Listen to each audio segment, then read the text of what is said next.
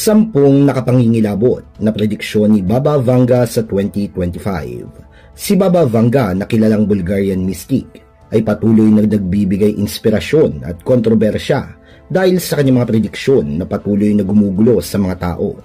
Kilala bilang The Nostradamus of the Balkans, ang kanyang mga hula ay nakapagbibigay ng malalim na pananaw sa hinaharap mula sa mga makabagong teknolohiya hanggang sa pandaigdigang tensyon. Ang kanyang prediksyon sa taong 2025 ay nananatiling usapin at diskusyon, at ang mga pagninilay-nilay sa kabila ng kanyang pagpanaw noong 1996, ang kanyang mga prediksyon ay tila buhay na buhay pa rin na nagbibigay babala at pag-asa sa parehong panahon. At sa videong ito ay tatalakayin natin ang mga pinakakapansin-pansing prediksyon ni Baba Vanga para sa taong 2025. Makakakita tayo ng mga ideya tungkol sa potensyal na pakikipag-ugnayan sa mga alien, malaking pagbabago sa medisina, paglitaw ng mga makabagong enerhiya, at marami pang iba. Kaya siguraduhin mo nang nakasubscribe at pakiclick na din ang notification bell button para palagi kang updated sa ating mga ilalabas na videos. Simulan na natin ang ating talakayan, kaya just sit back and relax at tapusin mo ang video na ito hanggang sa dulo.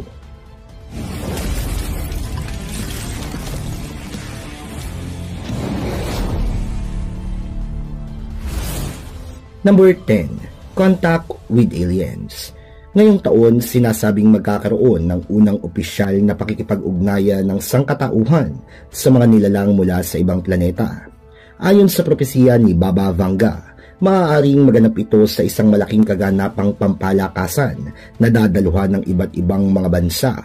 Ang kaganapang ito ay maaaring magbukas ng bagong yugto para sa science and technology, ngunit maaari ring magdala ng pagkabahala sa kaligtasan ng mga tao. Number 9. Development of telepathy. Ipinahayag ni Baba Vanga na taong 2025 ay magiging posible na ang telepathy bilang paraan ng komunikasyon. Ang technology na ito ay maaaring magmula sa pagsasanib ng agham at neurotechnology. Ang kakayahang ito ay maaaring magbigay ng mas mabilis na paraan ng pakikipag-usap, ngunit maaari rin itong magbunsod ng mga issue sa seguridad ng personal information at kalayaan ng isipan. Number 8. Creating human organs. Sinabi ni Baba Vanga na sa taong 2025, ang mga scientist ay magiging matagumpay sa cultivation ng mga human organs sa laboratorio. Magiging posible na ang mabilisang transplant at ang pagbawas ng mga kaso ng pagkamatay, sanhi ng kakulangan ng mga organ donations. Ang tagumpay na ito ay magdadala ng malaking pagbabago sa medisina at magbibigay ng pag-asa sa mga pasyente sa anumang panig ng mundo. Number 7. Discovering new sources of energy. Ayon sa kanya, sa susunod na taon ay matutuklasan ng isang bagong pinagmumulan ng enerhiya na maaaring mapapanatili at hindi nakakasama sa kalikasan. Ang pagtuklas na ito ay magdudulot ng revolusyon sa industriya ng enerhiya na maaaring mabawasan ng paggamit ng mga fossil fuels at magbibigay ng mas malinis na kapaligiran para sa mga susunod pang mga henerasyon. Number 6. Emergence of new currency. Sa taong 2025, sinabi ni Vanga ang paglitaw ng bagong itsura ng pera na magpapabago sa tradisyonal na ekonomiya. Ang bagong pera na ito ay maaaring isang mas sopistikadong cryptocurrency na may mas mataas na security at global usage na maaaring magresulta sa pagbabago ng pandaigdigang pamilihan. Number 5. Rising tensions. Ayon sa kanya, tataas ang tensyon sa pagitan ng mga superpower country na maaaring magdulot ng banta ng isang pandaigdigang labanan.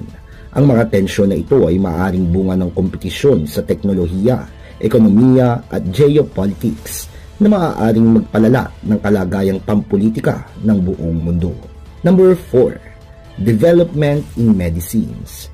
Ayon kay Baba Vanga, ngayong taon din ay posibleng tagumpay ang mga mananaliksik sa paggamot sa mga dating hindi nagagamot na sakit. Magiging mas abot kaya at epektibo ang ilang mga therapy na magbibigay ng bagong pag-asa sa mga pasyenteng dumaranas ng mga malubhang kondisyon tulad ng cancer at HIV. Number 3. New World System. Sinabi niya na ang paglitaw ng isang bagong pandaigdigang sistema na maaaring magdulot ng pagbabago sa estruktura ng kapangyarihan sa mundo. Ang sistema ay maaaring isang pagsasanib ng mga bansa upang harapin ang pandaigdigang hamon tulad ng climate change o isang union na may layuning magkaroon ng mas balanseng ekonomiya. Number 2. War in Europe.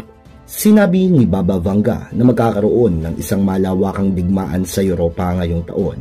Ayon sa kanya, ang digmaan na ito ay magdudulot ng malalaking pinsala sa ekonomiya, infrastruktura at populasyon ng rehiyon.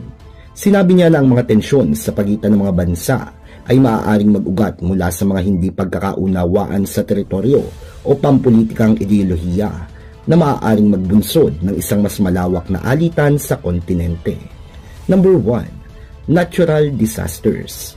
Ipinahayag ni Baba Vanga na tataas ang bilang ng mga likas na sakuna tulad ng lindol, bagyo at tsunami sa susunod na taon.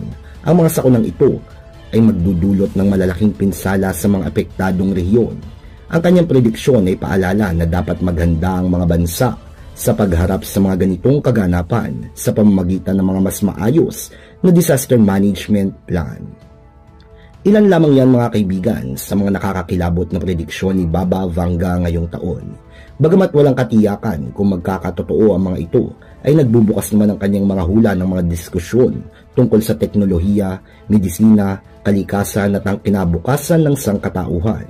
Ang kanyang mga propesiya ay paalala na ang hinaharap ay puno ng posibilidad, mga pagkakataon na dapat nating gamitin para sa kabutihan ng lahat. Subalit huwag nating kalimutan na tulad ni Nostradamus, si Baba Vanga ay isa ring tao na may limitadong kakayahan at kailanman ay hindi mapapantayan ng kapangyarihan ng Diyos na lumikha sa lahat.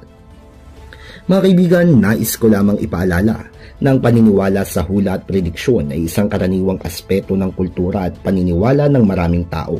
Gayunpaman, mahalagang mag-ingat at hindi agad-agad sumampal sa mga prediksyon na ito. Huwag kang magtiwala agad sa mga prediksyon na hindi napatunayan.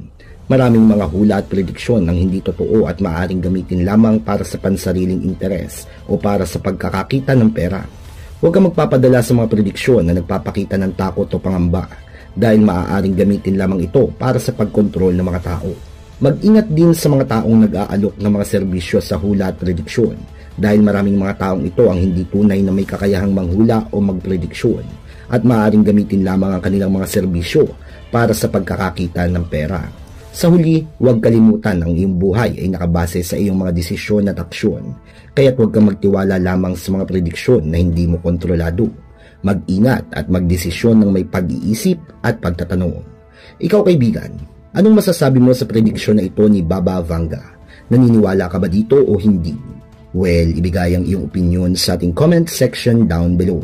Maraming salamat sa inyong panonood, pakikinig at pagtangkilik sa ating mga videos. Hanggang sa muli at kita-kits tayo sa ating mga susunod pang mga videos.